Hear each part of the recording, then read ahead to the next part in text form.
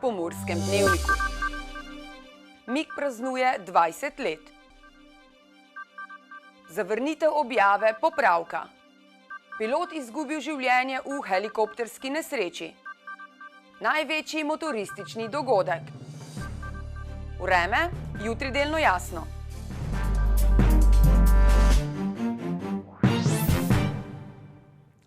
Gledalke in gledalci, lepo pozdravljeni v Pomurskem dnevniku. Mladinski, informativni in kulturni klub Murska Sobota letos praznuje 20. obletnico delovanja. Ob tej priložnosti prirejajo dvodnevni dogodek s pestrim programom, ki bo potekal kar na 3 prizoriščih. Mladinski, informativni in kulturni klub MIK je bil ustanovljen leta 1996 z idejno zasnovo ponujanja zatočišča mladim, podpiranja njihovih idej ter razvijanja sposobnosti mladih na različnih področjih. Delovanja MIK-a ocenjujemo delovanja MIK-a kot pozitiven in kakovosten doprinos mladinskega in kulturnega življenja tako v regiji kot v občini, ki ustvarja možnosti aktivnega delovanja mladih v družbi ter hkrati brani njihove interese. In tako želimo v MIK-u v bistvu tudi nadaljevati.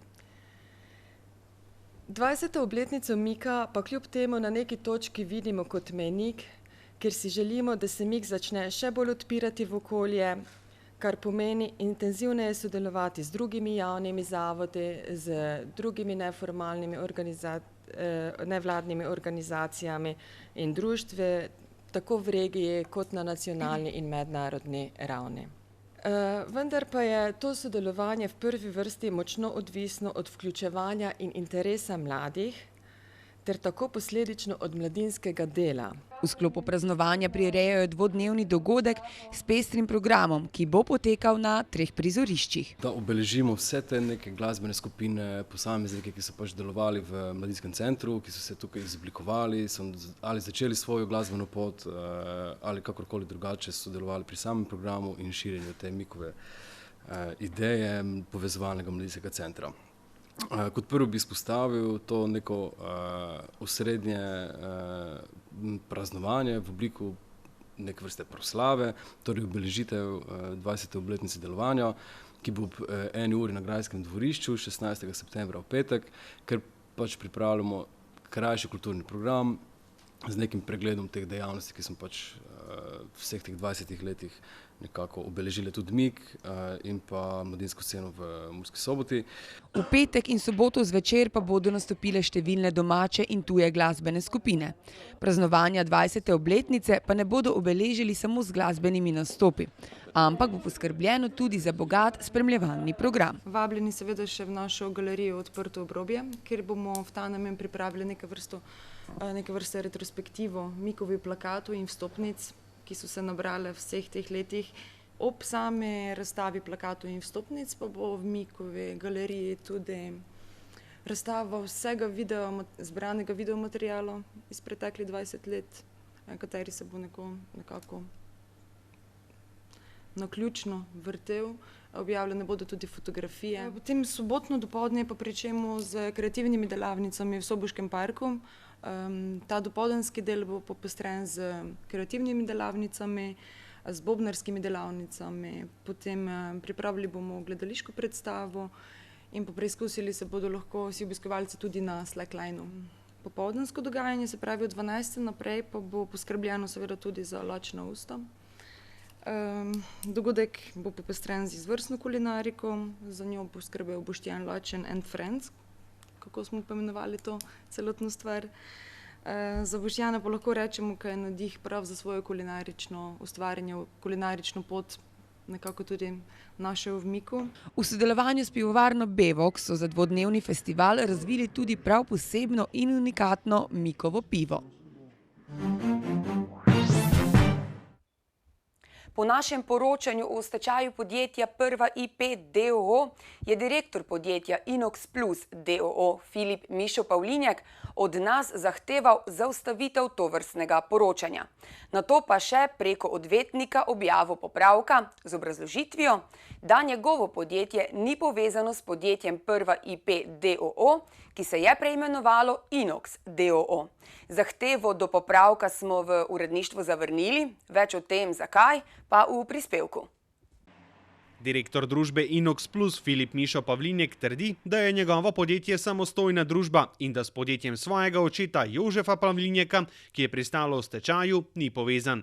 Kljub temu pa uporablja blagovno znamko Inox, ki jo je leta 2005 na Uradu za intelektualno lastnino registriralo podjetje Inox, ki se je marca letos preimenovalo v Prva IP in v začetku avgusta pristalo v stečaju. Na razstaviščih se Inox Plus prav tako oglašuje z domeno 3x2v.inox.si, ki jo je že leta 1997 registriralo podjetje Inox. V podatkih o nosilcu domene pa je kot kontakt naveden Filip Pavlinjek, torej lastnik in direktor podjetja Inox Plus. Na povezanost podjetij nakazuje tudi vsebina spletne strani inox.si, kjer so za podjetja Inox, Inox Plus in Inox Investicije navedeni identični kontaktni podatki. Zanimivo je tudi oglaševanje v katalogih, kjer podjetje Inox Plus trdi, da ima že več kot 60-letno tradicijo, čeprav je bilo ustanovljeno šele leta 2011. Več kot očitno se torej naslanja na tradicijo podjetja, ki je pristalo v stečaju in njegovih predhodnikov. Navsezadnje se Inox Plus oglašuje tudi s fotografijami izdelkov, ki so bili izdelani pred ustanovitvijo podjetja. Tudi s stopniščem v hotelu Livada Prestige, ki je bil odprt leta 2006, torej 5 let pred ustanovitvijo podjetja. In čeprav direktor podjetja Inox Plus Filip Mišo Pavlinjek trdi, da s stečajem podjetja Prva IP, prej Inox d.o.o. ni povezan, je od nas pisno zahteval, da o stečaju tega podjetja ne poročamo več. Po elektronski pošti in telefonu je od nas zahteval celo, da brezplačno predvajamo oglase za njegovo podjetje. Hkrati pa se našemu vabilu v studio, kjer bi pojasnil svoje poglede in stališča glede našega poročanja, ni odzval. Med pripravo tega prispevka je naši snemalni ekipi povedal, da je to, kar delamo, šalabajzersko in nam napovedal tožbe. Včeraj zvečer je v helikopterski nesreči življenje izgubil pilot Hannes Arh, ki je imel posebno energijo, neverjetno voljo in velik smisel za humor. Svet ga danes pozna predvsem po njegovi neverjetni karieri v svetovnem prvenstvu Red Bull Air Race.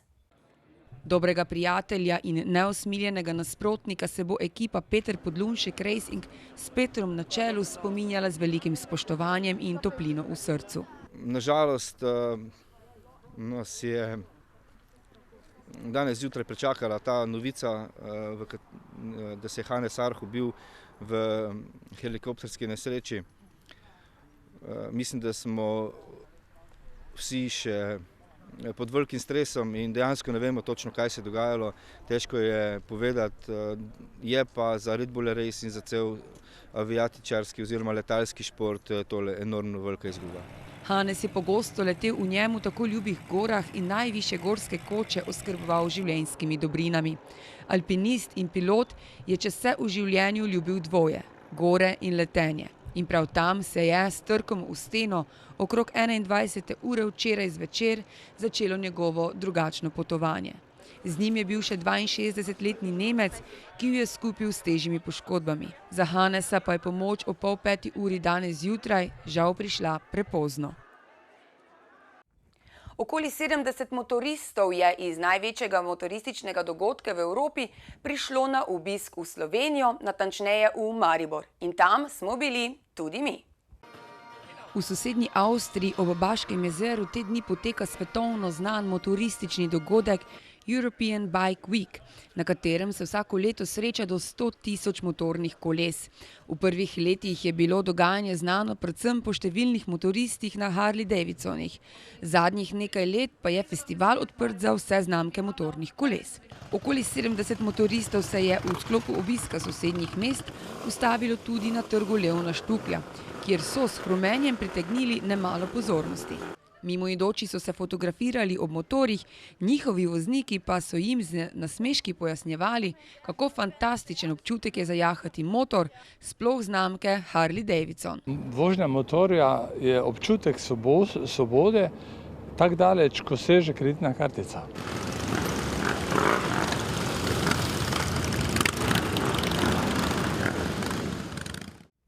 Vsako leto se na študij v Ljubljano, Maribor in druge študijske kraje odpravijo številni mladi iz Prekmurja. Z novim študijskim letom bodo v univerzitetnih mestih spoznavali nov način življenja, pri čemer se bodo srečevali tudi s številnimi spremembami in novostmi. Da bi jim izkušnjo olajšali, Klub prekmurskih študentov tudi letos v sodelovanju z avtobusnim prometom Murska Sobota organizira Bruc Unibus. Bruc Unibus bo v sredo 21. septembra Bruce popeljal na brezplačno ekskurzijo v Ljubljano. Ob 7. uri zjutraj se bo Bruc Unibus z glavne avtobusne postaje v Murski Soboti odpravil na pot proti Ljubljani. Tam bodo bruci obiskali ljubljanski potniški promet, kjer bodo pobližje spoznali sistem mestnega prometa in se seznanili s storitvijo bicikel.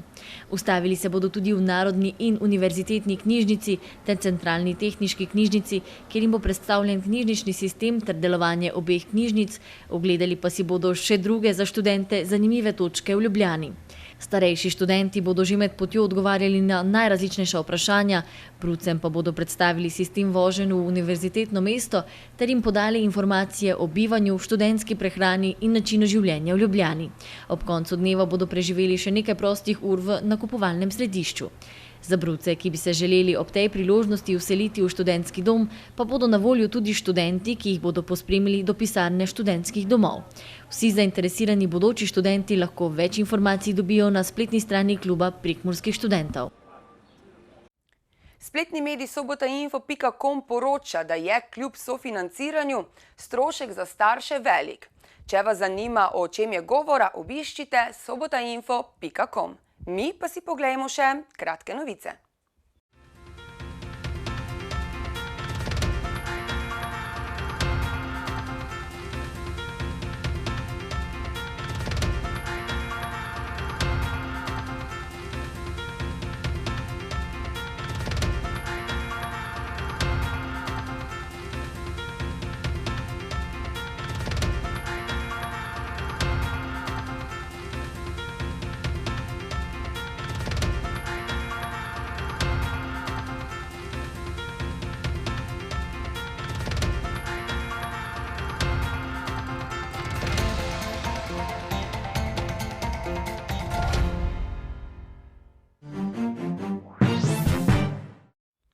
Jutri bo delno jasno s spremenljivo oblačnostjo.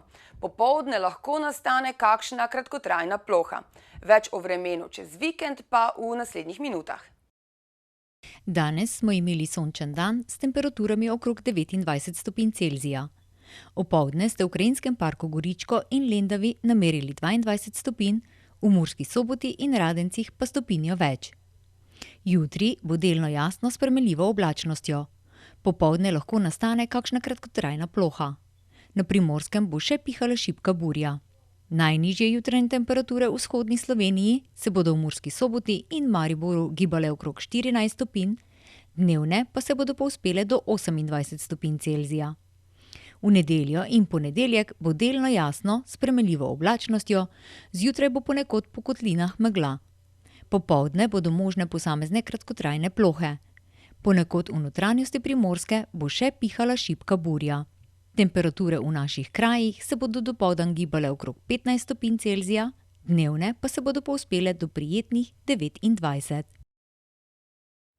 Toliko smo vam pripravili v današnjem Pomurskem dnevniku.